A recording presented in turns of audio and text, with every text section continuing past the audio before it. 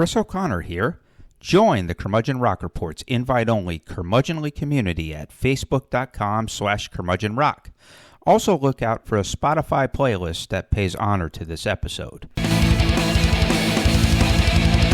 This is the Curmudgeon Rock Report, and this is your podcast made by rock geek iconoclastic outsiders for rock geek iconoclastic outsiders. For those of you who lament that rock music has gone the way of jazz and slipped into niche genre status, we are here to keep that flame alive by providing insight, analysis, recommendations, and honest takes, not hot takes. And hey, there's a good chance you'll learn some rock history you never knew before. Earlier this year, we did a two-part mini-series on rock music in Los Angeles in the 1990s. Well, it only makes sense that we continue our love affair with the City of Angels and move on to the 1990s. When it comes to rock, that decade is most associated with Seattle and the grunge movement that it spawned. However, LA had a deep reservoir of amazing rock bands and artists, and the styles and sounds were extremely and richly diverse as well. In the first episode of this two-parter, we are tackling the years 1990 through 94. In this time period, we have the last album by the massively influential Jane's Addiction. Arguably the greatest album by iconic alt-rock funketeers the Red Hot Chili Peppers. The debut album by pioneering rap metal masters Rage Against the Machine. The debut of the prog metal majesty of Tool. Also, from nearby Palm Desert, we have the psychedelic stoner metal of Kyuss. From nearby Bakersfield, the new metal of Korn and their influential debut album. The earliest records of Beck and the genre-hopping wizardry that they portend for the future for his career. The pumped-up geek rock of Weezer, the soulful, bluesy Chicano rock of Los Lobos. It's pretty mind-blowing how much amazing music came from Los Angeles in just half a decade. So join us as we deliver our latest love letter to one of America's greatest and richest cities for rock music. And welcome to the Curmudgeon Rock Report. Well, Art, I like to think of us as providing a public service. As we say in our mission statement, we are your podcast, everybody. And we've been doing this for over 4 years now. And I this is kind of like one of my duties in life is to present the goodness and wonder and shining beauty of rock and roll and convincing people that 1969 and 1970 are still relevant. And I mean, at least in this episode, we're going back to 1990 as opposed to 1970. But hey, we even made the argument a while back that 1965 was still relevant. And just for if you're 18 years old, 1965 was man. Yeah, that's 42 years before you were born. And so equivalent to us when we were 18, 42 years before we were born was 1951. Good Lord. Bing Crosby, I didn't care about Bing Crosby, but we want you guys to care about Bob Dylan, and we want you to care about the Beach Boys, and we want you to care about Marvin Gaye and all those folks and Motown and all that. Why? Because it's way cooler and it maintains its thing, right, Art? Absolutely. The best music is always timeless. And I don't think we have to worry too much about it. I mean, there are among younger, from what you go on Facebook, you go on other social media sites, where, believe it or not, there are a lot of young people on Facebook. It's not all old people, believe it or not. Yeah, exactly.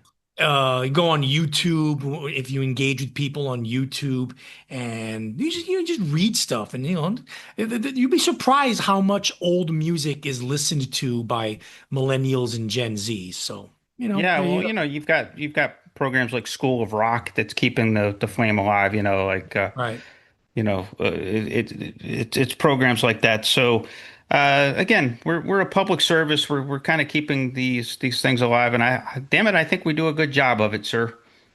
Absolutely, we do. And now, while we're doing that, we also like to take pride in the fact that we stay current. And in staying current, that means Yes, we enter a parallel universe, everybody. Oh boy, we get to travel to the other side of the space-time continuum and enter the parallel universe where blue is green and tall is short and high is low and everything is great and copacetic in the world. There's no Donald Trump.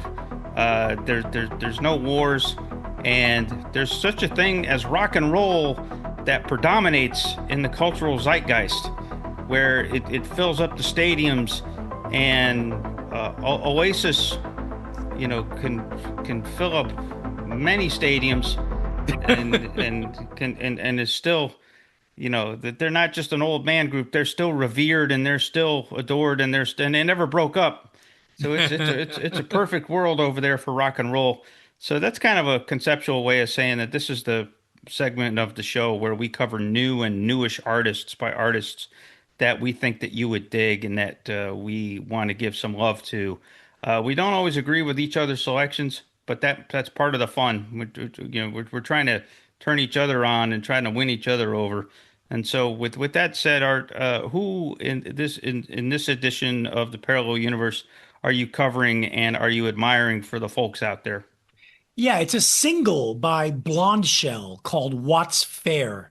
Blondshell is the artistic alias for Los Angeles singer-songwriter Sabrina Teitelbaum. We're talking about LA rock in this episode, so it's fitting I talk about an LA artist. Her self-titled debut album from 2023 was a pretty decent, if uneven, affair, heavily indebted to solo singer-songwriter 1990s alternative rock of the likes of Liz Phair and Juliana Hatfield, with a contemporary dash of Big Thief. My line on Blondshell is that she's best taken in small doses. At her worst, her songs are whiny, mopey, continuously slow bedroom ballad bullshit. At her best, though, she shows some fangs and isn't afraid to rock out with a compelling voice and expressive guitar sound and a flair for melodic hooks. What's Fair is the lead single from her latest album, If You Asked for a Picture, and it actually came out late last year. But since the album came out a couple of months ago, I'm counting it for this year. True to form, or more accurately, true to the better half of her form, it's a confessional song where she looks at her past and examines all the mental and emotional hurdles that she's had to overcome to get where she's at now. Musically, it surges with an emotional power and rousing melodic chorus that's really affecting. And of course, it has a full band rock crunch that's undeniable. As I said, Blondshell is best taken in small doses. When she delivers a radio-friendly rock nugget like this one, it's a dose you want. Chris? Yeah, it is a dose that we want, and it's got to be the catchiest song ever written that includes a lyric about being 16 and sucking dick in the bathroom.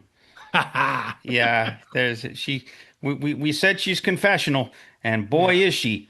Yeah. She doesn't hold back. So Sabrina Teitelbaum is into confession, and so yeah, she's definitely invented and indebted to the '90s girls like Liz Phair and Juliana Hatfield, and some of those folks. But she's also indebted to, and like a lot of women her age in their 20s, indebted to Taylor Swift, who's kind of really the queen of this kind of confessional pop. So there is some, at her best, I think she does evoke some of the Taylor Swift.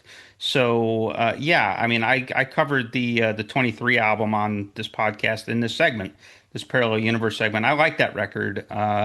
You're right, it was uneven, but the good stuff was great. And even on this new record, I like the song TNA. I think Yeah. that this one's probably a little bit more uneven than the first Yes. record. Yeah. I Yeah. think it's up and down, but TNA is a good song for the same thing. It's just her recounting a phone conversation with a guy that is interested in her, and she's trying to figure out if she really wants to give him a chance, and so it's kind of a neat concept. And yeah, the TNA stands for tits and ass, so she doesn't hold back. She's got a potty mouth on her, but that's one of the reasons that we like her again. So she is kind of a kindred spirit, or she's kind of in her ancestral line is definitely like a Liz Phair. and Yeah. so and then to a lesser extent like an Avril Lavigne from like Mhm. the early aughts. So yeah, I definitely concur. I think Blondshell. I want her to get more consistent. If she can get more consistent, and if she can consistently tap into that rocker girl with more focus, Yeah. I think she's got a chance to really do something. I think that she's starting to get more mainstream attention.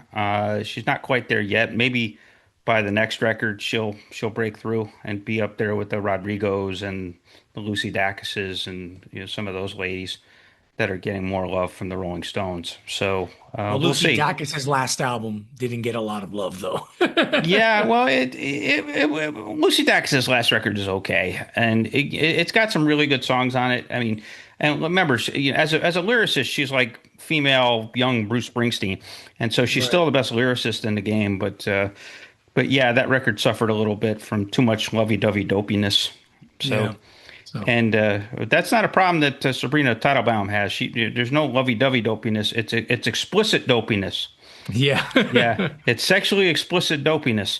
So Yeah. that's kind of her at her best. So moving on. So a little bit of a 180 from from a cute Jewish white girl to a couple of black guys and their white classmates from Indiana University doing revivalist R&B, talking about this band called Durand, Jones, and the Indications. And now, and they have a new album out called Flowers. So let's talk about that a little bit. It's another. This has been a good year for 3.5 star records. Here's another one. I've been saying I've been covering like all these compelling yet flawed records this year, and so this is another one in a long line of those.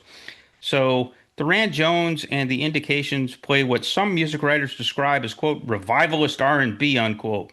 Hello. And the term of art is definitely appropriate here. These college mates from Indiana University serve up the type of lush melodic soul music that was emanating from places like Detroit, Chicago, and especially Memphis circa 1970. On the band's new album, the recently released Flowers, the Indications play to the softer side of those throwback jams, dialing down funk and piling on pianos, percussion, mass vocal overdubs, horn arrangements, and warm rhythm guitar strumming.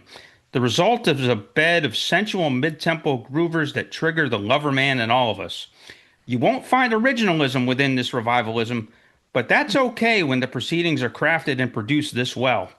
This is one fine nostalgia trip, kind of like our podcast, actually, which definitely wants you to care about the grooves of 1970 as much as these guys do, really. Highlights include the jazz-inflected piano crooner Lover's Holiday, which features scrumptious vocal harmonies and a lightly skittering clap of a beat. Flower Moon, which is probably the best song on the record, a swaying, jammy, bedroom-ready ode to springtime romance that's spiked with engaging horns on its verses and defined by falsetto vocal stylings throughout. Been So Long, which burns low but deep, has a thumping bass, a tight uh, a tight hi-hat tap, and sparkling electric piano notes drive Jones' gooey come on sentiments. And then there's Rust and Steel, a maximally soulful paean to a car, complete with piano twinkles and reverb heavy ooh ooh ooh harmony vocals. Again, this is a solid 3.5 star record from a young band that's keeping the real, true, earthy R&B flame alive for their contemporaries. Durand Jones himself, especially, is a talent to keep an eye on. Flowers follows his 2023 solo debut, Wait Till I Get Over, on which the rural Louisiana native paid tribute to his hometown by blending gospel and blues in with his trademark soul leanings. I'll be interested to see if he can find a way to infuse more of that gospel vibe into the Indications revivalist template on future records. He doesn't do it here, but again, that's okay given the exercise and just how well this band accomplishes its mission. So there. Arturo, what say you? Yeah, they're okay. Yeah, I don't really have anything negative to say. I mean, this is the kind of band that, you can hear in a cocktail lounge bar and enjoy in the background. I mean, they're when they started out, they were retro revival 1960s R&B and soul. Now they're doing retro revival early 1970s R&B and soul. I mean, You're better off just listening to the vintage originals. I mean, why listen to this Well, when of I can course just you are. go listen to the vintage stuff? I'm not going to disagree with you there, but I think that in terms of seeking out contemporary albums and folks that are doing it, reverent, and being able to capture the essence of that era, and there were kind of two sides of that 1970-71 R&B Right. era. There's the highly funky stuff, which would have been the Curtis Mayfield stuff and the James Brown stuff, and then you had the more the lusher side, which was like Isaac Hayes and Donny Hathaway and all of that. And Right. so this kind of captures that more smooth side of it. But And my thing is why my thing is why go to Kansas Fried Chicken when I can go to Kentucky Fried Chicken? oh boy, that's a microaggression right there. I mean, seriously. Yeah. Kalamazoo fried chicken. Yeah, Yeah. yeah. Okay. I can't really top that. Chris here again. We usually end our episodes by inviting you to join our Curmudgeonly community page on Facebook. Well, we're picking up our efforts there. Know people just as passionate as us about rock and roll? Invite them to join in the fun. You don't actually need our permission to do so. Also, expect to see a lot more content up there moving forward. Our mission is to engage you, so darn it, we'll engage you like a fire hose, or maybe like a firehouse if we're going to give love to Gene Simmons. We may also be making a few offers. Want to wear a t-shirt featuring our logo?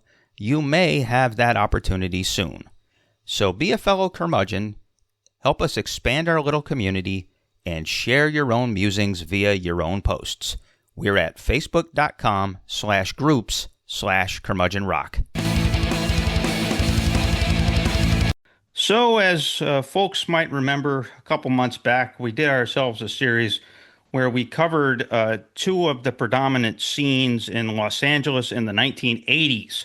On the one end, we had the glam metal scene from the Sunset Strip, and on the other end, we had the punk rock and sort of underground. I guess you could say the beginnings of alternative rock Yeah. in the 1980s as well. So you had the metal on the one hand and the punk on the other, and then we covered that, and we made a statement that L.A. was as vibrant as it got in American music in the 1980s. And in some ways, I think you could say the same thing about Los Angeles in the 1990s, which is why we're doing Oh, this episode. There's lots to talk about, and there was a lot going on.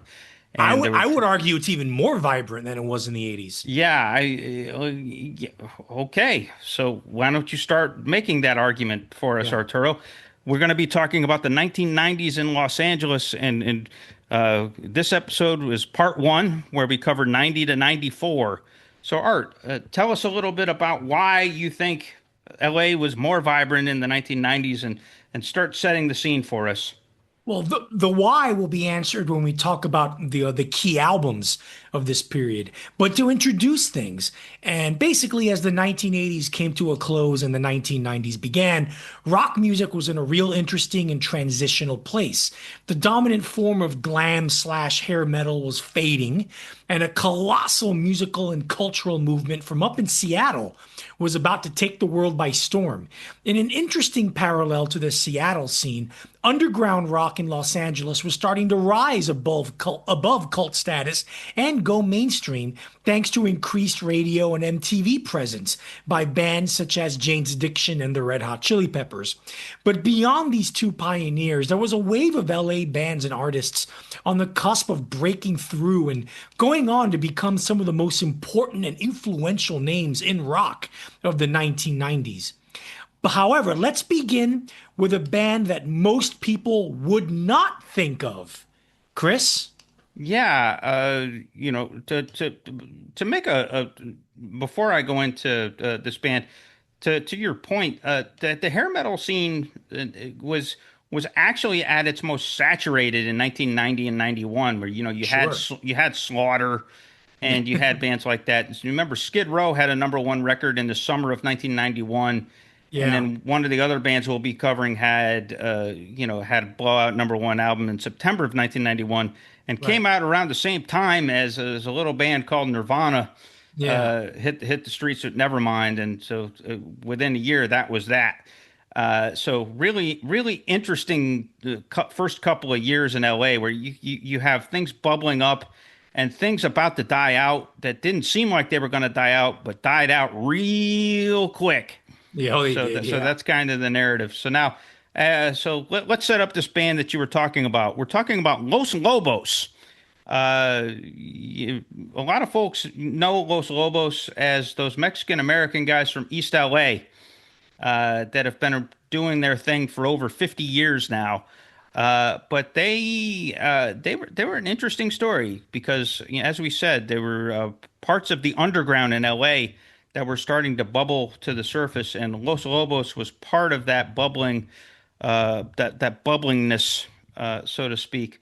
So let's talk about Los Lobos, and first we're gonna cover two of their albums on this episode. Let's cover their first album that we'll be covering from 1990 called The Neighborhood. Los Lobos came into the 1990s with a golden opportunity to shine. The East Los Angeles bred Chicano rock band was a well regarded underground stalwart and had been since the mid 1970s. Its soulful 1984 album, How Will the Wolf Survive, actually sits at number 431 on the current iteration of Rolling Stone's 500 Greatest Albums of All Time list. But thanks to a personal request from the family of long gone 1950s rock icon Richie Valens, Los Lobos had its first embrace with widespread mainstream success in 1987 with a rollicking cover of Valens' La Bamba, which accompanied a Valens biopic of the same name from that same year. The song hit #1 on the pop charts in many countries across the globe, including the US. This was surely one of the flukiest rises to the top of the charts in rock history. One of the coolest bands in all of Los Angeles was now squarely in square territory? Yep. So therein lay the challenge. How to follow their star turn. Would they play up their Latino-ness to an even greater degree? Would they lose their cool and what made them special? Actually, they wound up doing just the opposite and veering towards blues, rockabilly, and R&B, which had the resultant effect of making Los Lobos even cooler. But they did it in a way that infused enough Latin flavor to stay true to their eclectic roots. The resulting album, 1990's The Neighborhood, is a thrilling listen. The album's opening song, Down on the Riverbed, starts off with clomping percussion beats and is soon chased by a swinging bluesy guitar lick and co-band leader David Hidalgo's lovely, gentle, expressive vocals. The song, like others on the album, drips with both an Americana-born sensuality and a Chicano rhythmic and instrumental vibe. Elsewhere on The Neighborhood, the band turns groovy and somewhat mystical on the bouncy, harmonium-driven ballad Angel Dance. It further establishes its 1950s throwback charm on the rockabilly ditty Deep Dark Hole, which is followed immediately by a sensationally energetic cover of Georgia Slop, an old Jimmy McCracklin jump blues song, which is then followed immediately by band guitarist and occasional vocalist Cesar Rosas's ultra sly blues stomper I Can't Understand. Los Lobos even gets a little bit country on a sweetly romantic duet with singer-songwriter John Hyatt called Take My Hand. The Neighborhood closes with its title track, another exciting slice of revivalist blues driven by Hidalgo's nasty lead playing and some infectious baritone sax licks. So here Los Lobos didn't let their Richie Valens blasted dance into the big time go to their heads. If anything, the brush with ultimate success challenged them to remind everyone why the Valens family thought they were so cool in the first place, and then to go beyond even that into uncharted territory that helped make East LA rock and roll a real thing on the rock map as the 1990s began. Arturo? Yeah, the interesting thing about this band, I mean, I have a lot more to say about them when we talk about Kiko. Bob Dylan, years ago, about a little less than 20 years ago, had his satellite radio show. It was like, I think it was called something Theme Time Radio Hour, in which he would have a theme and he would choose songs and play them as they pertain to the theme that he had in mind. Well, when the show ended, it lasted a few years. and it had quite a few followers. It had quite a few fans. And when the show finally ended, some magazine did a poll of which bands slash artists were the most played artists on Bob Dylan's Theme Time Radio Hour. The three bands that got the most play: the Rolling Stones, the Clash, and Los Lobos. So I guess those are Dylan's three favorite bands, I guess. Yep. Yeah. Yeah. That says a lot about Los Lobos. That they really are. We're a cool band, and I knew of them because I caught on to them in the '80s. Because they made some minor rotation onto MTV, Yeah. and they always kind of had a rockabilly side to them, Right. even though they did traditional Mexican instruments and kind of folk grooves, but they did infuse some of that throwback sensibility. So great band, and it was good to see that they were getting closer and closer and enjoying some mainstream success here as the '90s began. So from Yeah. there, who are we covering next? Next. Woo. Now we go to one of this podcast's favorite bands, Jane's Addiction with Ritual dello Habitual from 1990. When Jane's Addiction emerged from the Los Angeles underground scene in the mid 1980s, they did so with one of the most startlingly original sounds American rock music had ever produced. Heavy metal, punk, post-punk, goth rock, glam rock, and progressive rock merged into a mind-blowing mix that seemed utterly out of this world back then and became a massive influence on rock music in the 1990s and beyond. Their debut studio album, 1988's Nothing Shocking, received widespread critical acclaim, garnered lots of support on college radio, and perhaps more importantly, it offered a welcome alternative to the suck-ass glam hair metal rock that was saturating radio and MTV at the time. If Guns N' Roses were too macho and corny for your taste, Jane's Addiction was the hip, cooler alternative. On Ritual dello Habitual, the album that seemed to symbolically kick off the 1990s and serve notice that something new was about to happen in the rock landscape, the band took their pioneering sound to epic, widescreen levels. Yes, the songs are longer, especially in the second half, but they carry an emotional heft and musical invention that makes up for their length. Listeners' attention span be damned. It's an album of halves, really. The first half is the relentless rock attack half, with album opener Stop, charging like an amphetamine bull and a pulsating stop-start rhythm. Ain't No Right is one of the most spine-tingling opening bass lines in rock history and rocks like a hurricane dervish, probably the closest to thrash Jane's Addiction ever got. The first half also has their biggest hit and pop crossover single, the classic Been Caught Stealing, a defiant, almost nihilistic ode to the thrill of shoplifting that shuffles along with a guitar riff and bass line that may be the most jubilant thing the band has ever done. The second half is the introspective half, with the epic, sprawling 3 days about a menage a trois that lasted a whole weekend, starting slowly and elegically before grooving into a dramatic crescendo of volcanic proportions. The lush, gorgeous, classic girl ends the record as the only pure, unabashed love ballad in Jane's Addiction's entire catalog, at least this half of their career. The only criticism one can make for this album is that it's just a slight hair below Nothing Shocking, but considering how the latter album is and should be on anyone's list of the 500 greatest albums of all time, that just means Ritual dello Habitual is just, hell, a landmark 1990s rock album. Chris? Yeah, it's a mere kick-ass rock record, as opposed to Nothing Shocking, which I would put in the top 100. Which is just a spectacular album. But this album's pretty spectacular when you consider that the singer and the bassist weren't talking to each other throughout the entire recording. Yeah. And not only that, but they had to stop the recording for several months because one or two of them, those guys went to rehab. And that's according to an oral history of the band that Spin ran about a decade and a half ago. Or 2 decades ago, I should say.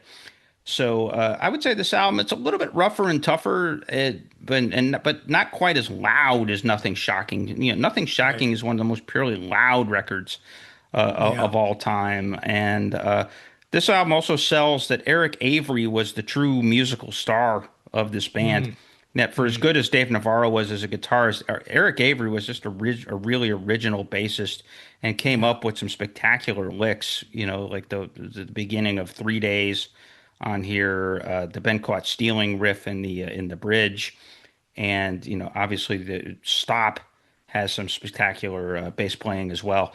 And then of course the best song on the record, I agree with you, is Classic Girl. Yeah. Just really really pretty song to end the record, and that's got the coolest guitar sound that Navarro came up with on these first two records, and just really blissed out on the melody, has alluring effects that again Navarro uses on guitar. So yeah, this was a good way for them to go out in their first chapter. It was the next year that they launched the Lollapalooza tour, which kind of became their going away affair. And at least they launched a cultural revolution before they called it a day. Right. But between the financial wranglings and the strained relationships and all of that they were not a Perry Farrell was just a little bit too much of a mercurial character to and they were all on too many drugs for them Yeah. to be kind of a long lasting affair, weren't they? Yeah. Oh yeah, they were. I mean, like all of them except the drummer were fucked Yeah, up on drugs. And yeah, yeah, it was just, I mean, there's a great book, there's a great oral history about Jane's Addiction out there that really goes in, not just Jane's Addiction, but all the post Jane's Addiction stuff that all those guys did. And yeah, just the one concurrent theme is drugs. yeah. And if it wasn't heroin, it was crack. If it wasn't crack, it was It was meth. crystal meth. If it wasn't crystal meth, it was pills. If it wasn't pills, it was booze and whatever. It was Yeah, just, I was like I said, those guys just they pretty much did everything. yeah, Like yeah, Perry Farrell cleaned up on heroin just so he can get on crack. It's just what a lifestyle. That's rock and roll for you. Speaking of which, Speaking of let's the lifestyle, oh yeah, boy, let's move on to our next record, and this would be two actually two records. records, and Yeah. these would be the follow-ups to Appetite for Destruction by Guns N' Roses, the illustriously titled Use Your Illusion 1 and Use Your Illusion 2, which came out on successive days in September of 1991. So let's talk about what Guns N' Roses' second act, and not their greatest act, but certainly their latest act. So Guns N' Roses defined the Sunset Strip heavy metal culture of excess and depravity as much as anyone in the mid to late 80s. They also happen to be more eccentric and musically gifted than any of the other bands in that scene combined, really, which they proved by recording and releasing what I think is the best album released by anyone during the 1980s, 1987's awesome and awe-inspiring Appetite for Destruction. We covered that album in detail a few episodes back when we revisited LA's predominant rock scenes of the 1980s. It's a wondrous combination of pop, glam, metal, grandeur, and scuzzbucket rock that would make the Rolling Stones proud. An album this good was, of course, destined to be a huge success, and it was, producing the number one hit Sweet Child of Mine and dominating the summer and fall of 1988 after a slow and steady climb to the top of the Billboard 200 albums chart. Of course, the overwhelming introduction of Appetite for Destruction into the rock and roll zeitgeist naturally meant that the follow-up album from Guns N' Roses would be an event. And true to band leaders W. Axl Rose's penchant for grand, perhaps pompous statements, the band did not disappoint on the event tip. Why release one follow-up album when you can hit the streets with two? Which is precisely what Guns N' Roses did in the fall of 1991 by dropping the albums Use Your Illusion 1 and Use Your Illusion 2 onto record store shelves on successive days in September 1991. By successive days, I mean the first album, one hit on September 17th and two hit on September 18th. So, it basically gave record stores a chance to have like midnight sales 2 days in a row. By this point in the band's history, Axl Rose had become rock's most insufferably ambitious and erratic asshole. and the band's output on the Use Your Illusion albums at times reflects this reality. Rose, as a songwriter, was an acolyte of Elton John and Queen more than he was of any of his peers in the LA metal scene, and bloated, operatic, quote unquote, show stealer ballads like November Rain and Estranged prove it. The latter is particularly galling with its soft rock leanings. But by and large, the band successfully carries over its metal and scuzzworthy chops from Appetite and serves up some satisfying heavy metal thunder. You Could Be Mine is an awesomely rocking, awesomely catchy metal tune that also appeared on the soundtrack to Terminator 2, Judgment Day. Garden of Eden is a scorcher of a fast-paced metal song that features Axl at his screamiest and guitarist Slash at his gnarliest. Coma is a 10-minute long prog metal epic featuring some of the finest lead guitar work that Slash ever laid down on tape. Generally speaking, Use Your Illusion 1 is the harder rocking, more metallic of the two records, while Use Your Illusion 2 is spiked with the more pop-friendly ballads and mid-tempo work. Some of the standouts on the latter include the anthemic Civil War, which is the only song on the album featuring original drummer Steven Adler. The rest is manned by Matt Sorum, formerly of The Cult.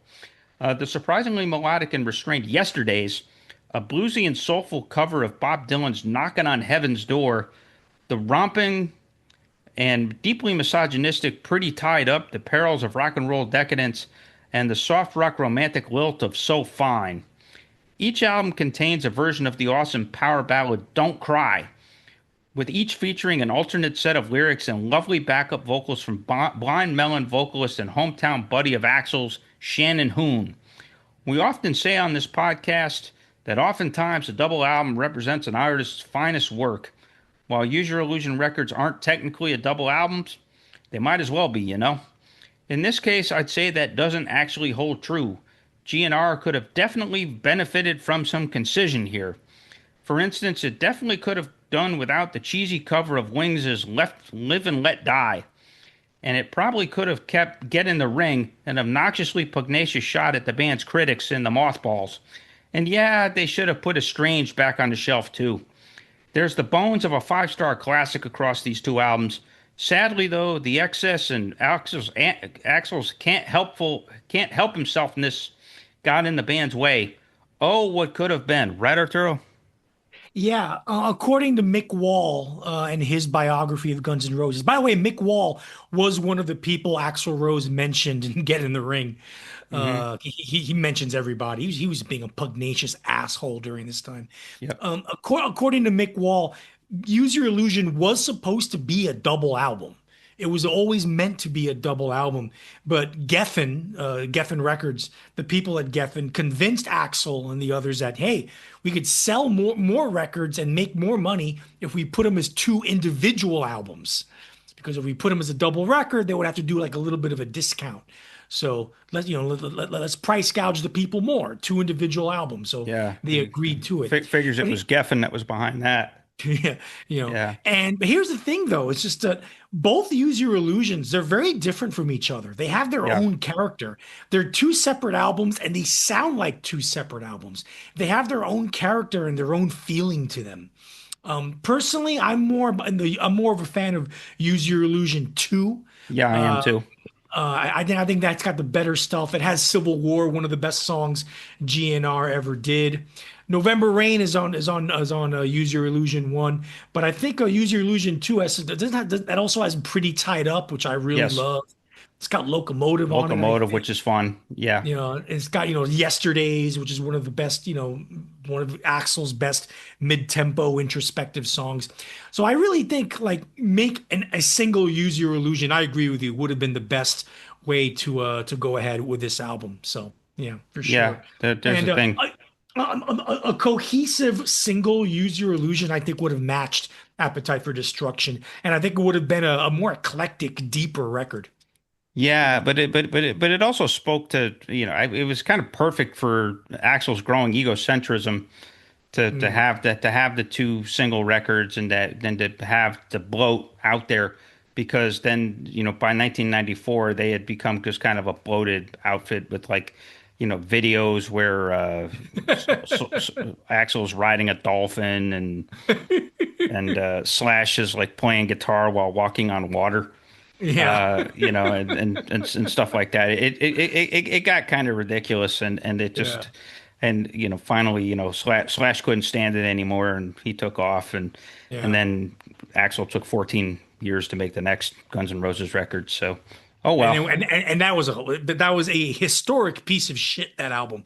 Yeah, it was. Yeah, it really was. If you want to see steaming shit in action, or at least hear steaming shit in action, check out Chinese Democracy. Now, speaking of albums that are the 180-degree opposite of Chinese democracy, the Red Hot Chili Peppers, one of the defining LA bands of both the 80s and the 90s, with Blood Sugar Sex Magic from 1991. Now, merging punk and funk wasn't anything new in rock music when the Red Hot Chili Peppers came along. British bands like Gang of Four, the pop group, and most notably The Clash did so with aplomb. But no American band had ever dared to attempt this fusion in such an outlandish manner and with such relentless energy as the Chili Peppers did. Anthony Kiedis he rapped his vocals rather than sang, adding a whole new dimension to their already offbeat sound and influencing countless bands afterward to add some hip hop to their rock. Their wacky on-stage presentation ranged from shirtless dudes with hyper colorful baggy pants to just being straight up naked with nothing but socks on their cocks. Yeah, socks on the cocks, baby. Yeah. Yeah. After 3 albums that cemented their underground reputation, original guitarist Hillel Slovak died of a heroin overdose, leading to a reshuffling of the lineup that brought in guitarist John Frusciante and drummer Chad Smith. They got on the mainstream map in 1989 when they injected a little more heavy metal into their sound with the album Mother's Milk and their scintillating cover of Stevie Wonder's Higher Ground that was equally funky like a monkey and seriously rocked balls. For Blood Sugar Sex Magic, their first album on Warner Brothers, they brought in Rick Rubin as producer to give them a sonic boost, and boy did he ever do so. The soaring ballad Under the Bridge became a worldwide smash hit and may be the best rock song ever written about wanting to get over heroin addiction. At this point, before they became a bland, streamlined corporate radio band, they were still America's preeminent funk rock band, and they bring the funk hard with the classic radio staple Give It Away, as well as Apache Rose Peacock, Mellow Ship Slinky in B major, and the very, very un-PC Sir Psycho Sexy. They bring funked up hard rock with Suck My Kiss, the greeting song, and the title track. Probably the most underrated song on the album, the acoustic mid-tempo Breaking the Girl, is the Chili Peppers delving into melodic pop in a way they never had before, a true landmark for the band. Blood Sugar Sex Magic as a whole is a landmark album for alternative rock and for the band themselves, a rich, diverse record that works as a tapestry of rich textures, sounds, moods, and styles that manages to never abandon their punk-funk base. It's one of the greatest albums of all time and one that the Red Hot Chili Peppers have never come close to topping. Chris? Yeah, naturally, the stunning leap in maturity for this band ends with a song that has the line "creamy beaver, hotter than a fever." So I mean, so they didn't completely abandon the juvenile shtick. I mean, remember, this was the band that first became famous for doing "Party on Your Pussy." Yeah. But no, this just really was a stunning leap in maturity, both in terms of what they were singing about and also the sound. And some of the and not the just Under the Bridge, sophistication the of it. ballads. I Could Have Lied. That's another ballad. Breaking the Girl. Right, Yeah. Like I said, I Could Have Lied is great. Suck My Kiss is my personal favorite song on the record. Just really, really just great stuff. I mean, that's some great funk rock right there. But there's just a lot of just these beautiful musical interactions between Flea and John Frusciante. Guitar, bass, kind of weavings in and out, like the beginning of and end of Under the Bridge, are both astonishing. Like I said, Mellow Ship Slinky in B minor, not B major, B minor. Sorry, B minor. is another one of those songs that were just there's a lot of really cool stuff going on between all of the folks in this band. And then Kyuss actually proves to be a halfway decent singer, like real Yeah. singer. Yeah. When he does actually do the real singing, the best example of that being Breaking the Girl, as we Right. said. But he actually does, and Under the Bridge, and so Yeah. he really grows up. I mean, this is the album where they grew up. I mean, Yeah. they were still kind of fucking around a little bit, even though it was better and more energetic and more musically challenging than they'd ever been on Mother's Milk.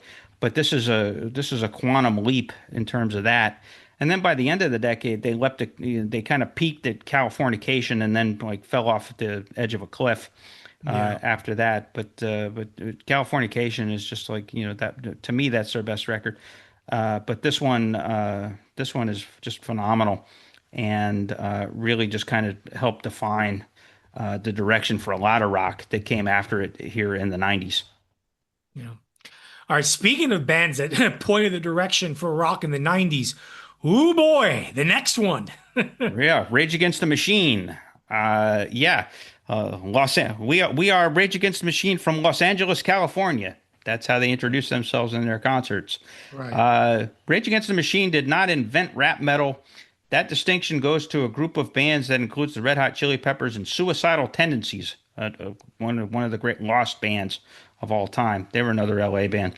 But Rage sure as hell perfected it, using a hybrid of the two revolutionary music forms to serve as an outlet for radically leftist political points of view. Rage Against the Machine formed against the ashes, or from the ashes, of guitarist Tom Morello's former band Lockup. Through connections in the LA hard rock scene, Morello hooked up with longtime friends Zach De La Rocca and Tim Comerford. Eventually, drummer Brad Wilk joined the band, and Rage was formed. Morello and De La Rocca were a polemical rock match made in heaven, really. Morello was the son of a Kenyan diplomat and a white woman from suburban Chicago. He earned a degree from Harvard University and treated his guitar as a squeaky squonky means to recreate hip hop style grooves and sounds. De La Rocca, meanwhile, was the son of a Mexican American muralist. That's, in other words, guys that spray paint walls, and the grandfather of a Mexican revolutionary who, through his passion for hip hop, this is De La Rocca we're talking about, had developed legit bona fide emceeing skill. De La Rocca had a lot to say about revolution and about the struggle for justice in the streets, and Morello had the chops to say it. The partnership of Morello and De La Rocca led to immediately stunning results. On Rage Against the Machine, the self-titled debut album from this band in 1992, they captured the anger, desperation, and edge of what it was like to be brown, poor, and oppressed in Los Angeles and Mexico during that era. The album kicks off with the brilliant Bomb track, with bassist Comerford leading the proceedings with a fat-ass bass line that triggers Morello to blast away. The band follows with the legendary Killing in the Name of, with its controversy-sparking lyric comparing police officers to members of the KKK, and the famously defiant outro of Fuck You, I Won't Do What You Tell Me. Bullet in the Head initially burns slow and deep, with De La Rocca deftly riding a Comerford bass line with lyrical dexterity and an ace flow. I mean, seriously, the guy was a bona fide, like serious rapper. He was. Yeah, the song eventually picks up in intensity and ends with another of this band's patented incendiary outros. Album ender Freedom is positively astonishing, driven by a furious Morello riff and De La Rocca's most spectacular rhyming, with the absolutely perfect band motto subtly tucked in a whisper into a pause in the music. Anger is a gift. And anger indeed was a gift for Rage Against the Machine. This album is a heavy metal masterwork, one of the only instances where rapping and riffage worked beautifully side by side all the way through the album. Naturally, two of the only other instances where it all worked were Rage's next two albums, but we'll cover those on part 2 of this episode, right, Arturo? Yeah, you can make a case Rage Against the Machine is one of the greatest American bands of all time. Maybe top 10, definitely top 20. Listen, at the time throughout the 1990s, even people who liked Rage Against the Machine always said, "Oh man, yeah, they're cool, they're great, man. They're so political. They're a little too political for me." Blah blah blah. Well, here's the thing: a lot of the topics that Zach De La Rocha, I don't think it's De La Rocca, I think it's De La Rocha, the way he pronounces it, Chris. Okay. De La Rocha, and his lyrics that dealt with. Let's go back what De La Rocha's lyrics were about. Socioeconomic disparity and class conflict, the rich getting richer and the middle class divide getting smaller and the poor getting bigger. The number of the poor getting bigger. And calls for radical revolution against that rich tide. Yeah, yes. Systemic racism in almost every aspect of American life and government, whether it's the legal system, whether it's law enforcement, whether it's government. Okay. Honestly, if you could make a case that Rage's lyrics and their political content are actually more relevant now than they Yeah. were back in the 1990s. Yeah, they were ahead of their time. So I think they could see where it was all going. That eventually moribund capitalism got really moribund, and in both America and Mexico, and just everything just got really off kilter. It's not just moribund, it's reckless, irresponsible casino capitalism Yeah, pretty much. that just serves the rich because they can afford to gamble and no one else can, and it Yeah. screws everyone else. You also got to And remember that Zec de la Rocha, he yeah, got a lot of his energy and a lot of his inspiration from the Zapatista movement in Mexico. sure. So He we're would talk talking, about that later in the decade. He would go into yeah, I that. mean, he got more into that, but that's kind of an undercurrent here, not Yeah. as explicit, but Mexican revolutionaries were kind of inspiring his train of thought for what might apply in this American context. And I find it So hilarious, by the way, that you still have it on social media that a lot of these dude bros, a lot of these finance bros that grew up back then, it's like, oh man, I used to love your band until I figured out you were communists. And it's like what the whole thing about the same people that have forces are the same that burn crosses, but that didn't tip you off it's like that what they might be a little bit there was radical. a great line on social media years ago when this shit started. It's like, what machine did you think they were raging against? The A washing vacuum, machine? yeah, yeah, a vacuum cleaner. Yeah, You know, I mean, yeah, seriously, no, like class conflict, socioeconomic disparity, systemic racism, corporate greed. It's just now. It matters more now. What Zach De La Rocha spoke about then matters more now than it yeah. did back then, and that is startling. Yeah, well, it didn't seem real. It wasn't. It was hiding back then. It wasn't as in your face. We didn't have like Donald fucking Trump As and president, yeah, as president. We didn't have like Jeff Bezos and Elon Musk sitting behind Trump at the inauguration. right, I mean, that's just disgusting, right there. right, The two richest men in the world having a yeah, having a frontline seat to the inauguration. That's a little scary. So, yeah. yeah. So you did a good job getting out of here 20 years ago by going to Korea. You were ahead of your time, pal.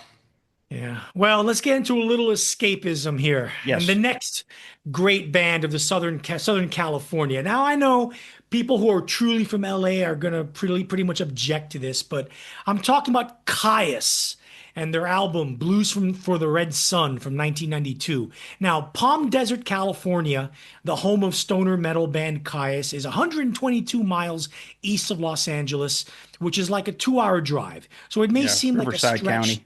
Yeah. It may seem like a stretch to include them in this lineup of great 1990s LA bands, but fuck it, 2 hours is close enough. And I'm sure anyone who's a musician in Palm Desert goes out to LA to play. So there.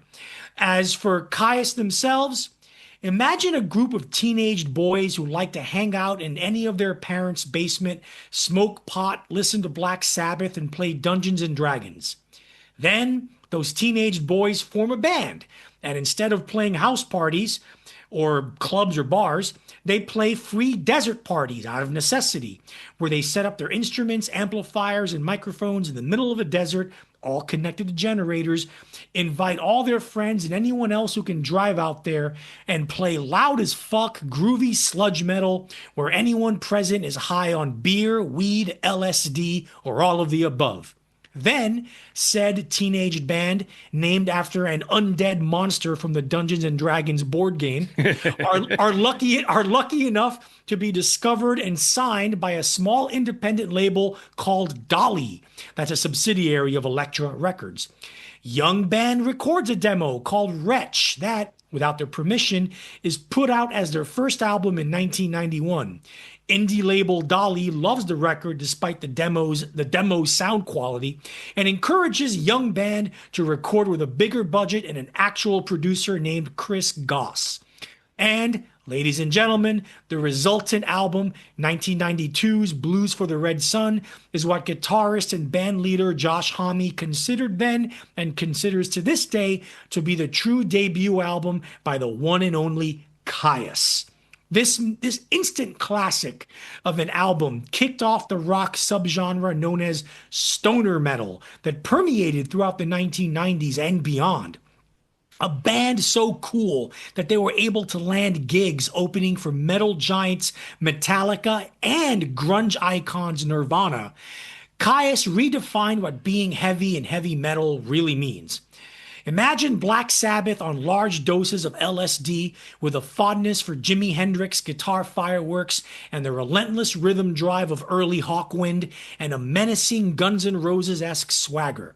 Tracks like the bulldozing album opener Thumb, the clipped riff chugging of Green Machine, the mind-melting intensity of Allen's Wrench, the psychedelic space metal of 50 Million Year Trip, and the apocalyptic corrosiveness of Mondo Generator all point to a metal majesty that few, if any, bands of the 1990s, or of any decade for that matter, could muster. All hail the almighty Kyuss. Chris? Yeah, all hail Kyuss. Heavy as fuck. And yeah, Green Machine and Thong Song are the two standouts for me. And Chris Goss was a hell of a producer. He actually, I think he traveled along with Homme into the Queens of the Stone Age era and did some production on some of those records. And so he just knew how to find the bottom, and then he knew how to find the bottom's bottom. With a lot of this, and so so that formula of going Black Sabbath heavy with riffing and kind of almost like space rock guitar was quite a formula. And like you said, it just had a huge influence on music that came after. Think of bands like Fu Manchu, and or like even like Wand years later that had clear influence in DNA that traced back to Kyuss. And those guys were so young at the time too, and they were kids. And there's an unusual sophistication and sensuality to their stuff too. It's not just dumb. It's not dumb at all. It's there's actually in their own sort of D&D way. There's a sophistication to it. Goofy sophistication, I guess, is what you could call it. Yeah. And so, Blues for the Red Sun, kick-ass album. Not the only Kyuss record that we're covering here as we get into LA in the 90s. Hint, hint.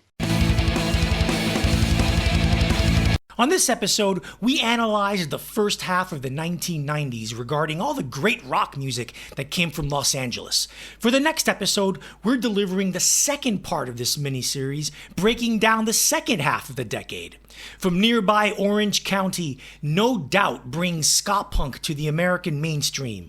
The Red Hot Chili Peppers gut their way through turmoil and personnel turnover and manage to produce some amazing music. Beck creates a genre-blurring, kaleidoscopic pop masterpiece and nearly matches it with two more superb records by the end of the decade. Weezer creates an emo punk masterpiece. Tool creates a majestic, progressive metal masterpiece. System of a Down creates a new style of Middle Eastern-influenced psycho metal. Rage Against the Machine elevate to become one of the world's greatest bands, and Eels create one of the most moving, harrowing, dark night of the soul albums ever made. Join us next time as a Curmudgeon Rock Report brings you Los Angeles Rocks in the 1990s, Part 2. So, when Nirvana ushered in the grunge rock movement to the mainstream masses, it brought again, I like to use this word, corrosive, aggressive new energy to rock music that shook the landscape to its core. Southern California was no exception to the aftershocks. LA's own L7 all of a sudden found themselves with a major label deal with their brand of sweaty, greasy, heavy punk-influenced rock. Make no mistake, they're going to be covered in an upcoming series focusing on grunge rock.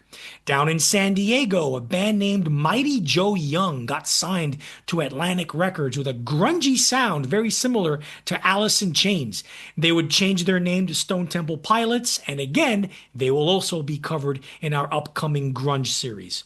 One of the enduring legacies of the grunge era is that it uncovered the lid on not just bands playing grunge rock, but on all kinds of alternative and indie rock. We talked earlier about how groups with radical sounds like Rage Against the Machine and Kyuss benefited from attention they wouldn't have had pre-Nirvana. Now let's talk about some other groups and artists from LA or near LA that kicked off their careers in the 1990 to 94 time frame. But before we go to those bands, let's once more talk about one of the most underrated bands to ever come out of this city. While they weren't what anyone would call alternative or indie, they were a special and uniquely Los Angeles band that put out their best music in this half decade. Chris? Yes, yeah, absolutely. After that setup about how grunge was affecting things in LA, we start with more Los Lobos and their album Kiko, which is one of the best albums that anybody put out in the 1990s, and I would have as a top 500 of all time album myself. So on 1990's The Neighborhood, which we covered earlier in the episode, Los Lobos embraced the blues and other American roots music forms like never before. But even along all of the throwback cool, the standout was actually arguably the most avant-garde song on the record, a ballad called Angel Dance, which was an exotic, gently rocking ballad with alluring percussion, harmonium, and accordion driving an earwormy melody and inspired vocal performance from co-band leader David Hidalgo. Angel Dance was produced by a talented guy named Mitchell Froom, who had a gift for arrangement that certainly added to Los Lobos' repertoire. Well, Los Lobos made the excellent decision to bring Froom back to co-produce all of their next album, 1992's pretty fantastic Kiko. On Kiko, the band turns back towards its Mexican roots, getting street folky in spots and leaning on Latin-flavored percussion throughout. The strength of Hidalgo and co-writer Louis Perez's songwriting and of Fromm's production makes Kiko made it one of the best albums of the 90s, of the entire 90s of any kind, a groundbreaking effort from Mexican America's most storied band. The album opens with Dreamin' Blue, which features the poppiest melody this band ever came up with, which is accentuated by spooky organ, jangly guitar, nearly robotic percussion claps, and a dreamy bed of horns on the chorus. Pseudo-title track Kiko and the Lavender Moon introduces jazz into Los Lobos' template. The Latin sway here becomes tango music. Yeah, seriously, it evokes Astor Piazzolla, the Argentinian tango master, with a dreamy horn and keyboard hook that gives way to an accordion lick and a crawling low piano note segment and cowbell-sounding percussion. It plays like film noir music filtered through a Los Angeles Los Lobos Mexicali lens. Kiko and the Lavender Moon is followed by the equally dramatic and exciting Latin waltz of Saint Behind the Glass, which is propelled forth by the shimmering notes of a Veracruz harp, alongside a plaintive acoustic guitar and lovely harmony vocals. Here I picture a psychedelic ballet being staged when I listen to this song. I also experience some real vivid emotion when I hear perhaps the album's high point, the subtly lovely When the Circus Comes.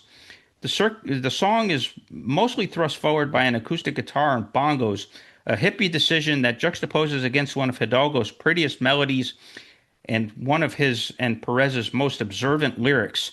Fans of the band Fish will recognize the song, which that band played and covered for years and years as part of its own shows. The second half of the album proves to be less entrancingly strange, but also just as strong in terms of songwriting and musical spirit. Two Janes finds Hidalgo playing banjo as he sings about, yes, two ladies named Jane. The song is strongly beautiful and beautifully melodic and poignant. Whiskey Trail finds Los Lobos getting loose on the album's only true bar blues rocker, a song of rocking transcendence from a chaotic world. Peace, which follows shortly after, is a countryish rocker on which the guitars crunch and a slight twang is evident. Ultimately, Kiko was a triumphant apex for Los Lobos, bringing together all of its myriad influences into a confluence of beautiful arrangements and woozily rockin' statements. The album sold modestly well, nearly going gold, and critics far and wide adored it. Los Lobos finally got its due as one of America's most original bands, and Kiko was its gift to the rock and roll faithful. Arturo? Oh. Yeah, I agree with you that this is. I also have it on my list of the 500 greatest albums of all time. One of the, I mean, among you mentioned about the production on this record and the sonic quality of it, and the avant-garde, almost cinema noir feel in the production. For me, what strikes me most about this album is the warmth and the empathy in the lyrics. Yeah. There's some heartbreaking stuff here by Hidalgo. Yeah, especially when the Obviously, circus comes. when the circus comes, Two Janes is there, Riva's house, Wake Up Dolores, it just Kiko and the Lavender Moon. There's some beautiful words, beautiful melodies, and just really well crafted songs. I can see why Bob Dylan really loved this band and Yeah. considered them one of his favorite bands. This is kind of like if Dylan ever decided to go Tejano, or it's not Tejano, but go Mexican, this would be the album that would have come out. Yeah. Yeah, pretty much. So, This is and Mexican Dylan. yeah, it really is. And it's a beautiful, gorgeous record. Most people listening to this podcast are probably familiar with most of the bands and artists that we've talked about. I'm pretty sure most of our listeners are not familiar with Los Lobos. It's the one you, the listeners, are least familiar with. You should familiarize yourselves. They are a Yeah. treasure of a band. And I'm going to drop both albums in their entirety into our Spotify playlist that accompanies this episode. So Right. look forward to Yeah. that. All right. Okay, next album here. One of the true giants of LA rock and metal, Tool. And their first two records, the Opiate EP from 1992 and Undertow from 1993. Before Tool came along, other bands had merged heavy metal with the grandiosity and classical ambitions of progressive rock. Black Sabbath comes to mind with their 1973 album Sabbath Bloody Sabbath. For all their macho chest thumping, Metallica treaded those waters with underrated sophistication throughout the 1990s with their run of classic albums. Iron Maiden and Megadeth also touched on that merger as well. But no band did progressive metal quite like Tool. For all the vaunted complexity in their music, what really earned Tool their massive following and fan base is how approachable and warm their music is. Memorable, catchy riffs are encased in exquisite, well-crafted compositions that manage to appeal to and attract the listener with their use of tension building and dynamic release, while singer Maynard James Keenan's melodies are often quite beautiful.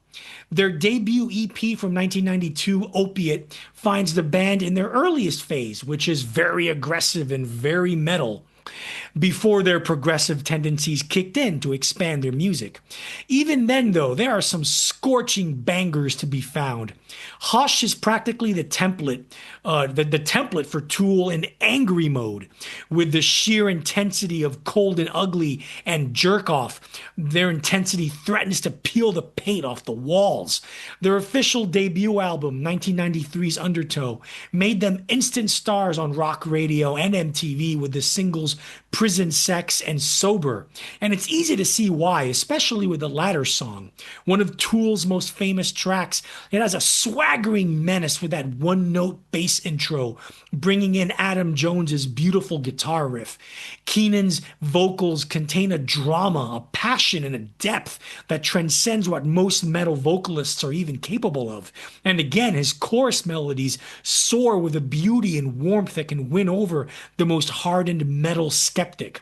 The rest of the album is no less outstanding, with tracks like Bottom, Undertow, the title track, 4 Degrees, and Intolerance, managing to sound heavy and hard as hell, as well as containing a loveliness and beating heart underneath it all. Tool would only break into the atmosphere of sonic possibilities with their next couple of albums. Chris? Yeah. I am just a worthless liar. I am just an imbecile.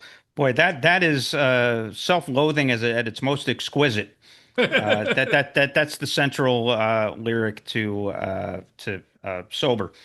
And so, yeah, early Tool. I like early Tool because they resemble a metal band more than an art project. Yeah. And Anima, they started to turn that corner where they got very proggy and things got a little bit more arrangement sophisticated and a little bit more muso-ish. But here they're just rocking the fuck out. And on Opiate and Undertow, I mean, Adam Jones is just riffing away. Danny Carey is blasting away, and he's not doing the octopus arm stuff that he would do on the later records, but he's Right. still it's still pretty, you know, phenomenal drumming. So they rocked brutally and they rocked dramatically at this point. It's less complex and it's more simple, although not that simple. It's still prog metal, but it's simpler prog metal, and it's not quite as deedly dee as they would get. So in some ways, I prefer Undertow. When I'm listening to Tool, like I'll reach for Undertow before I reach for Anima sometimes. Anima, I have to be in a certain mood, which is to say, I got to be really pissed off, and not only that, but I have to be in a pissed off but contemplative. I have to be kind of in a pissed off introspective mode to really get into Anima. When it's actually disappointing that the best song on Anima is the title track, and it's all about how Maynard James Keenan hates Los Angeles. Yeah. And so that's a little disappointing. Yeah. You think it'd be a I'm little sure. bit, I'm sure he doesn't feel that way anymore. yeah, yeah. I think that that you wish that it would be a little bit more meaningful, but yeah, here you're talking about like weird sex and self-loathing and things like that. So I can dig early Tool. It's angry Tool, and it Right. really angry Tool, and not quite as twisted into sexuality. Not quite. Not close, but not quite. I mean, yeah, they do that. One of the songs is called "Prison Sex," so maybe it wasn't that bad. But yeah, no, I like this early Tool. Good stuff. All right. So next, not quite as heady as Tool, but still a classic '90s LA band. Yeah, pretty clever band, and obviously they've gotten huge over the years. But this is where it all started. We're talking about Weezer and their self-titled debut, Weezer, otherwise known as the Blue Album, which I'm sure that most of you have at least heard of and have probably heard many times. The ascension of Weezer in 1994 proved that the influence of Nirvana and the Pixies before them had reached Los Angeles officially. But to pigeonhole Weezer as a successor in soft, hard, dynamic punk pop is to be overly reductive. Weezer was an underratedly original band, combining other influences that range from 1970s Kyuss to 1980s college rock like Husker Du into a satisfying power pop package. It also helped that bandmates Rivers Cuomo and Matt Sharp had a knack for writing hooky, clever, passionate pop songs, and also understood the value of unrelenting crunchiness. They also had the good sense to hire the Cars' Rick Ocasek as producer. Now there's a guy that has an ear for big fat pop hooks and loud guitars. The result of their first efforts out of the gate was one of the best debut albums of all time, which most of us know as the Blue Album, but is actually the first of several self-titled released albums by Weezer. They got kind of shticky, so they have the Green Album, the Red Album, the White Album, and they might Yeah. have them. They might have a Brown Album too. At some point, I lost track. So anyway, the Blue Album launches with the sublimely rocking "My Name Is Jonas," which sways ferociously in an almost Viking-like fashion. Track 3, "The World Has Turned and Left Me Here," is a wonderfully melodic, relentlessly loud, but ultimately pretty bum trip of a loner's lament. The singles "Undone," "The Sweater Song," and "Buddy Holly" demonstrate both a mastery of power pop and a quirky sense of humor that became an early period Weezer trademark. "In the Garage" is the best tribute to, well, a hangout garage for lonely kids rocking out to Kiss ever written. The anthemically catchy "Holiday" finds Cuomo in hopeless romantic mode, inviting his girl to a dream trip out of town. The song is hook upon hook upon hook upon hook. Essentially, Weezer was an East Coast style college rock band that just happened to reside in Los Angeles. But as a result, they effectively introduced this vibe to Tinseltown, and Tinseltown was better for it. So was I. I loved this album and practically wore out my CD copy of it back in college. It was that meaningful to a 19-year-old figuring out what good power pop actually resembled for the first time. Of course, Art, you really didn't get into this album until years later when you started smoking weed every day. But hey, Yeah, it it was. was definitely good for that too. Yeah, yeah. Weed got me into Weezer for sure. The other thing about this album too is that this is the album that really kind of ushered in geek rock. Yeah. Like it made it safe for like nerds and geeks to be to not just to admit that they like Be rock, themselves on record. to, Yeah. to be themselves on record. You kind of saw it already on an underground level with Pavement a couple of years earlier, but they were a little too heady and a little too Yeah. I won't say esoteric, but a little too highbrow. Yeah. Weezer weren't highbrow. They were never No, highbrow. Weezer was definitely not highbrow. And Yeah. They were so accessible. they had the Pavement geekiness, but they were accessible, and their influences are pretty clear. Like you mentioned, Husker Du is again. We did an episode several episodes ago about Husker Du. You can hear the melodic side of the second half of Husker Du's career is here, as well as Nirvana, the Pixies, and don't forget the Beach Boys, Beach Boy Yeah. harmonies all over, and the melodies Yep. all over, really kind of like lacing everything together. That's true. Rivers Cuomo was a huge Beach Boys fan. You could hear it here. Later on, he would admit to being a big Oasis fan too, but I guess that Yeah. wouldn't come out until much later Weezer's catalog. So yeah, Yeah. this album took me belatedly a while to get into it, but yeah, it is one of the best debut albums of all time. I think it's one of the greatest albums of all time. The only thing they did that was better than this one was the next one, in my opinion. But Yeah. that's a conversation for the next part of this series of this Yes. LA Rock in 90s series. Indeed. Okay. All right. Next, another just quintessential Los Angelino. This guy was actually born and raised in LA and still lives there. Beck, and the not one, not two, but three albums that he put out in 1994 that's established him and his career. Like David Bowie in the 1970s, Beck Hansen in the 1990s was a sonic chameleon who jumped from one album to another, traversing different sounds, styles, textures, and entirely different and disparate genres. When he started out in the early 1990s, though, Beck was part of the anti-folk scene that made its way from New York to make headway in Los Angeles bars and coffee houses. Anti-folk was basically taking acoustic blues and traditional folk music and giving it the subversive treatment, imbuing it with ironic lyrical humor before ironic humor became a stale cliche, and elements of post-punkish artful noise. It's this musical philosophy that primarily colored Beck's early records. But even with these early records, one could already hear Beck's restless energy and need to experiment and genre hop. Beck gave a hint of this when, after signing his major label deal with Geffen Records in 1993, he had a clause written into the contract that allowed him to record for other indie labels on the side while primarily recording for Geffen.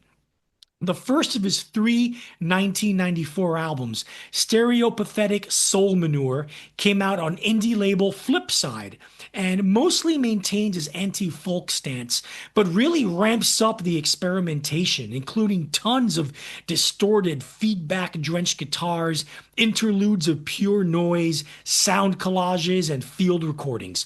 It's an album of 25 tracks that really should have been reduced to half of that number, but the good tracks, i.e. the tracks that are actual songs, reveal a supremely talented songwriter and underrated wordsmith dying to come out.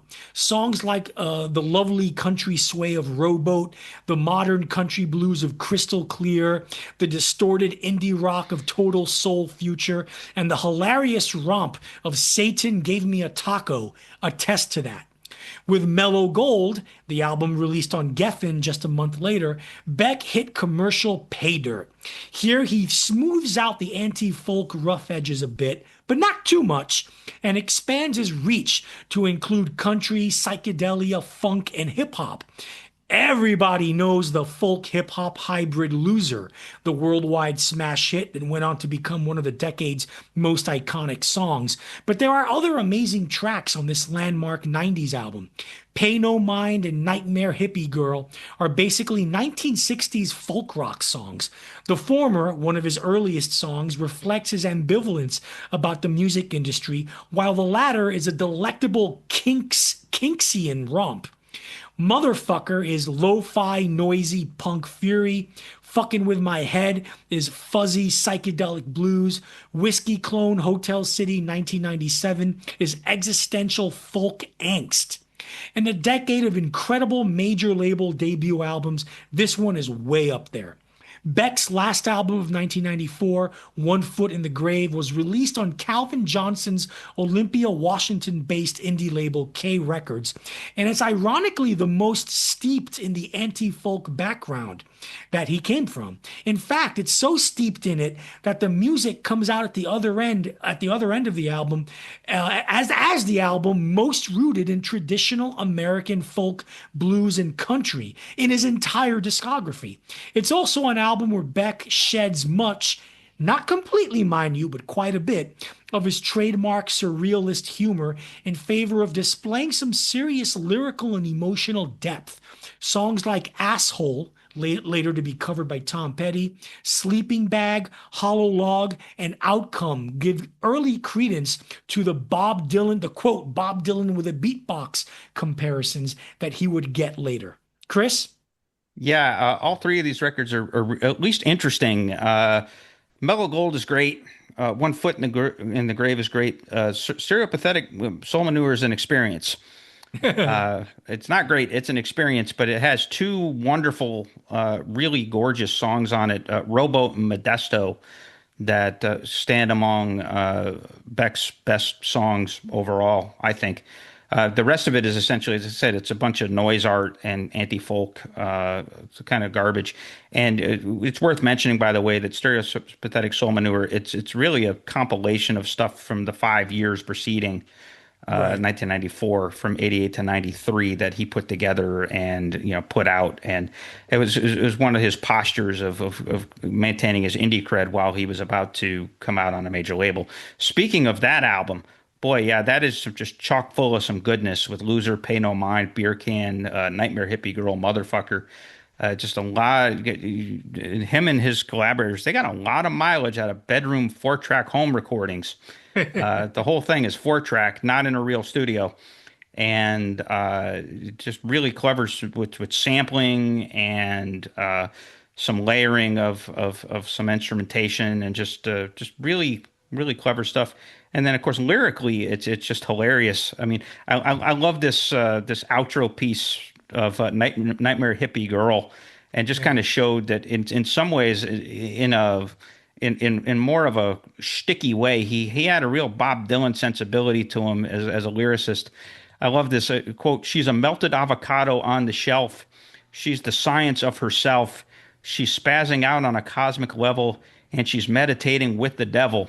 She's cooking salad for breakfast. She's got tofu the size of Texas.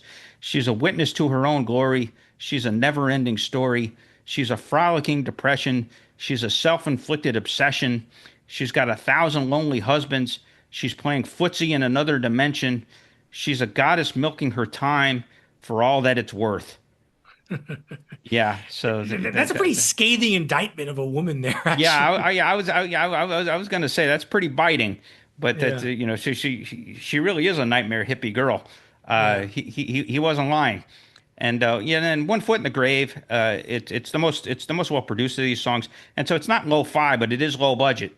It was produced in the home studio of Calvin Johnson, who was the owner. I think it's a very soulful record, actually. Yeah, it's really soulful, moving in starts. Yeah, and it's moving, and it's just got a lot of depth to it as well. But it's low budget, not lo-fi, but it is a well produced, deep, straightforward record. And it's one that stood the test of time. I think Mutations is probably a more Americana sort of rooted, more playing it straight record. Now, naturally, it was produced by Nigel Godrich, so it has a few bells and whistles. to it. So it's a little bit more hi-fi version of the same thing. But so I preferred that album to this one. But this one is pretty damn strong. So yeah, that's a good album. Another fantastic line from this album from Asshole. The cigarettes were smoking by themselves. Yeah, the good stuff. So there you go. That's Beck. All right. Now back to our favorite psychedelic cosmic stoner metal band and the album they followed up that Kyuss followed up Blues for the Red Sun with, Chris. Yeah, absolutely. So we're talking about Kyuss again. Kyuss exploded from a basement in Palm Desert, California into stoner rock nirvana with its 1992 volley Blues for the Red Sun, which Arturo described in detail a little earlier. No longer a well-kept secret, Kyuss now had a platform to espouse its brand of wild rock to a wider audience, and it did so and then some on its awesome 1994 album Welcome to Sky Valley. This right here is some gourmet stoner rock shit. A hard chugging, bottom heavy blast off that inspired many, many bands in Kyuss's wake over the next 30 years and served as a precursor to Kyuss's primary songwriter and guitarist Josh Homme's next band, the Mighty Queens of the Stone Age. Some of these songs are just epically heavy. Supa Scoopa and the Mighty Scoop might as well have been played by brontosauruses. It has the bruising Black Sabbath down-tuned riffage, but also finds a gear or two even lower into the muck for just mind-blowing effect, which helps position Homme's winding, gnarly guitar solo even more awesomely. Demon Cleaner starts off with a killer bass riff and then launches into freaky-deaky lead guitar majesty. It's a combo that never relents for 5 punishing minutes. Asteroid, as the name implies, is probably the spaciest thing on the record, alternating between slow and soft with a spooky bass riff and colossally mindfucky with a Hawkwind-worthy space-invading prog rock stomp. The band plays it straighter and more relentlessly loud with the songs Odyssey and N.O., both of which just burn with intensity. The result is a 10-song, 51-minute stoner rock masterpiece that defined the genre more than any album outside of the Black Sabbath catalog and the band's own Blues for the Red Sun. It's a nifty accomplishment from a bunch of bored yet bombastic kids from Riverside County. Hard. Yeah, I think this album is every bit as good as Blues for the Red Sun, yet it's very different. It's wide, it's epic in its scope. You know, it's like a widescreen cinematic film of psychedelic cosmic stoner metal. There's a lot of space in the music, a lot of space in the songs that you don't get in Blues for the Red Sun. Nothing wrong with that, but this album's got more space. And therefore, because of that, it has a heaviness to it. You forgot to mention Conan Troutman, which is just which one is of a the fun most song. devastatingly heavy fucking songs ever committed to tape. Good God. To me, Demon Cleaner always sounds like Tool on a lot of weed. You know, if Maynard James Keenan ever chilled out and smoked more pot, that's what Tool would sound like. It would sound like Demon Cleaner. That's a good call. Yeah, this is from top to bottom. This is primo stoner metal. Doesn't get better than this. And many bands have tried, and they just haven't matched it. And honestly, you could make a case that not even Queens of the Stone Age could match No, this. not yeah. I'm saying Queens of Stone Age. Obviously Rated R is a killer ass album, and is Yeah, probably the best thing that Josh Homme's done. But this is a close second. right. This is a really close second. Yeah, this really is. All right, now speaking of heaviness, our last essential album of the first half of the 1990s in LA rock, a band that we're not really huge fans of, but we got to give them props. Korn Born. and their self-titled debut. Now, like with Kyuss and Palm Desert, Korn is another band that aren't quite from Los Angeles, but with Bakersfield being a 1 hour and 50-minute drive north from LA, closer than Palm Desert actually, I'm putting them in the LA sphere. While I've never been a huge fan of their music, I do give Korn the respect of being a band that ushered in a totally new kind of heavy metal. I wouldn't say they necessarily invented new metal. Faith No More laid down the template and its Yeah. basic sound with their 1992 album Angel Dust, Faith No More being a Bay Area band. But Korn really defined it for the mainstream, and to be fair, they had a unique sound all their own. Korn's music was never about songs per se, but about separate snippets of one continuous sound. That sound is churning, twisted, heavy, down-tuned riffs, both guitars in unison with rarely a solo, a hand-slap bass that acts as the sound's heartbeat, and massive sounding drums that are mixed to sound not so massive that they drown out the integral two guitars and bass chemistry. That sound mixed with Jonathan Davis belting out his candid, harrowing, demented, sometimes truly disturbing lyrics, often based in his own experiences with mental health issues and psychological and sexual abuse, produced a very dark, disturbing brand of metal that seemingly came from the deepest pits of humanity's tortured psyche. Korn has had a very long career and put out a lot of records, but they never came close to matching the immediacy and the frightening spark of their debut. Chris? Yeah, when a couple episodes when we were taking a shit on Limp Bizkit, we ended that episode with an actually pretty insightful quote from Fred Durst, the lead singer lead whatever you want to call him, from Limp Bizkit, where he talks about the cathartic value of nu metal and why that was such part of its appeal. That it was for kids who had been bullied and who had been abused and who needed an outlet to feel that pain. And so as catharsis metal goes, Korn really was onto something with what they came up with, and that sort of that disturbing sound and that dark sort of gloomy, the down tuning, the clipped riffs, the screaming, the song on this album, Chutes and Ladders, where they blend in the nursery rhymes to make them creepy as hell, and to just basically getting into the mind of a child abuser, of a child sexual abuser by doing that. And it as art, it's remarkable. Again, not a huge fan of this band. I'll give it up for this album. Like Blind, obviously, is a kick-ass single, and one of the great metal singles of the decade. And as nu metal goes, I mean, when you think nu metal, you pretty much point to Blind first. Are you ready? Yeah. So that's pretty much where you start when you talk about the canon of nu metal. And so, got to give it up for Korn, like you said. Really interesting band, and their best album they came out with in 2002, Untouchables. They actually grew into being a bona fidely good band and that was kind of their last hurrah in the mainstream before they kind of went obscure. But so they improved from here. So I'm not a fan of their stuff, and obviously they were a bunch of methed out party guys that they weren't that smart. And you can accuse there's a song on here. I'll just spell it. It's spelled Faget. Yeah. But it's about being picked on as a kid. So it's not homophobic.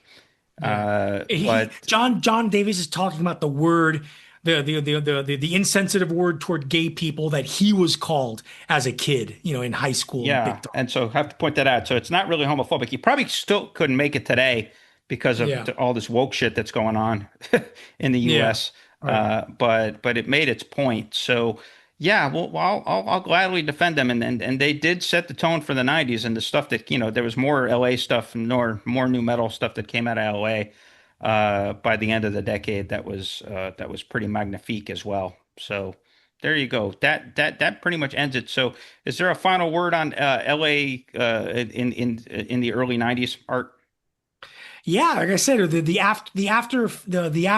immediate aftershocks of grunge from Seattle were widely felt. The second half of the 1990s, not so much, and we'll get into why. The things in LA changed in the second half of the 1990s with several bands and several artists, some of which we've already mentioned in this episode, but they go on to make even better work later on. So there you go. There you go. And that's a teaser for what we're going to do next as far as part 2 of this LA exploration. And with that, folks, as we always do at the end of these episodes, We encourage you to join our Curmudgeonly community on Facebook, which is a page that we run up there on Facebook, which is pretty active. We have lots of good interactions that we have with our regulars. It's an invite-only community, but chances are we'll let you in. We'd like to make it public. We're trying to figure out how to do that, and so we'll keep you posted on that. But for now, go to facebook.com/group/curmudgeonrock. Send us an invitation, and like I said, unless you're a complete cretin, we'll probably let you in. Have any thoughts about anything that we said on this record? Do you think any of the music that we talked about sucks? Are you confused about the inclusion of Los Lobos? Let us know. Send us some fan mail at curmudgeonrock@gmail.com. And as we said earlier, there'll be a special Spotify playlist that'll include the music that we talked about, and it'll compile a lot of the music that we talked about on this episode to give you an easy reference to play along with, or to play immediately at. Listen to us first, and then listen to the music. And so you can find that in our episode description wherever you're getting this podcast, whether that's Apple or Stitcher or wherever else, Amazon, wherever else you're getting your podcasts. Pick up and click on that link and get the boogie in with the music of LA from the early 90s.